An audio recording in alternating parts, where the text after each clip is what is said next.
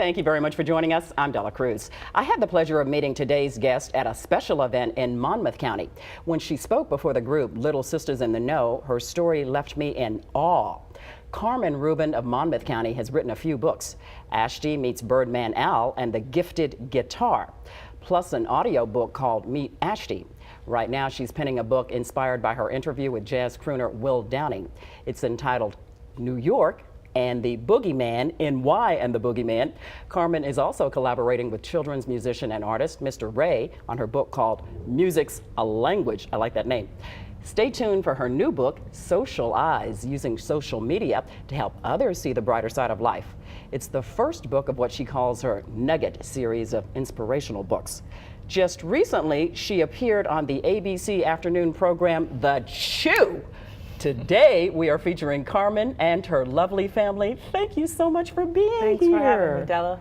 Okay, I got to get right to the first question. Okay. Tell me about being on The Chew. It was a lot of fun. I mean, it was pretty much my first experience, having cameras in my house. So that was really exciting and chaotic.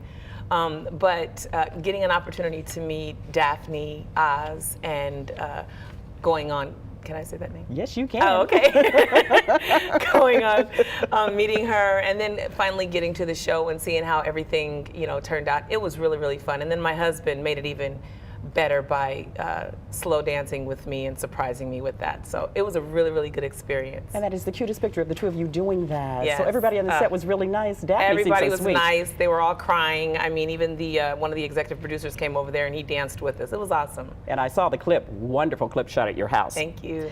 Now, what inspired you to write your book, Ashti Meets Birdman Al, and how did you come up with the character of Ashti Freeborn? I love that name. Yes. What inspired me, I've always written. Ever since I was a child, I've always written. I didn't know what my writings would become, but I can always say that I've always been inspired to write because it was the way that I could talk. I wasn't much of a talker then. Really? That definitely has changed. Really, Mom? Just kidding. That changed. But I didn't talk much, and so I wrote a lot. And I had these stories, kind of put away. And one day I came home, told my husband that I was ready to do something else. And he said, Carmen, maybe it's time to pull your stories out. Now, Ashti Freeborn, I mean, it's very simple. My two daughters, Ashley and Ashanti, I just put the two names together.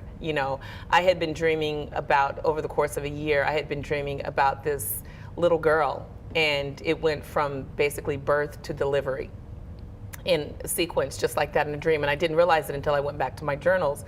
But I knew that I was supposed to do something with a little girl. When I brought the stories out, it all just seemed to work. So Ashti, I got the name from my two daughters. Freeborn. Now, the woman who delivered me, I was 17 years old when I had my first baby. Very, very scary point in my life. Mm-hmm. So the woman who came into the birthing room where I was at, her name was Earth Mother Freeborn. Oh, okay. She was a hippie back in the 60s, and she was an amazing soul. I mean, I really believe that she was sent to my room on purpose. Oh, I bet she was. Yeah, she made a really huge impact on me, so much so that I gave my next first baby, Ashti, her last name. And it just symbolizes who she really is and her spirit. So, yeah. Freeborn. It's very simple, but it's very, very meaningful to me personally. It's a heavy meaning, it sounds like. Absolutely. When I heard you speak before Little Sisters in the Know, yes, your story, your letters to God, yes, so moved me. Yes. Share that with everybody. Sure. When I was a little girl, we had trying times. My parents were divorced, and we had to live in a lot of different places. So it was very challenging for me, and I knew that, just based on when I didn't have anybody to talk to, I could talk to paper. And in that, I started writing letters to God. And I told God what I wanted in my life. I told God, I told him everything about how I felt. I told him what I wanted to see happen. And those letters to God through the course of my life and all my disadvantages, my pitfalls, my valleys, my highs, my mountains, all of that, these letters to God just kind of opened up life for me, and I still am going back to these letters to God to see whether or not he answered those prayers. So far, he's doing an awesome job at that. You had a vision board before it even existed with that term. Yes, absolutely. My letters to God, yes. Love that. You collaborated with musician Al Jarreau, too. That's big. Tell us about that. Well, he was a part of my letters to God. I mean, when I was 11 years old, I went to visit my father, and I saw Al Jarreau on television, and his music did something for me. His skill did something for me, but I don't know, I somehow connected to him. And I fell in love with his music and him. He has great music. Absolutely. And his music carried me through some very, very dark times. And so, you know, everybody else was into, you know, Michael Jackson, Prince, everybody, and I'm guilty. and I loved them. But it was like, I don't know, I'd be scatting down the hallways of my school. Like, I didn't get myself, and of course everybody else thought that I was a nut. But yeah, I loved him so much that I said, you know, one day I would love to meet him.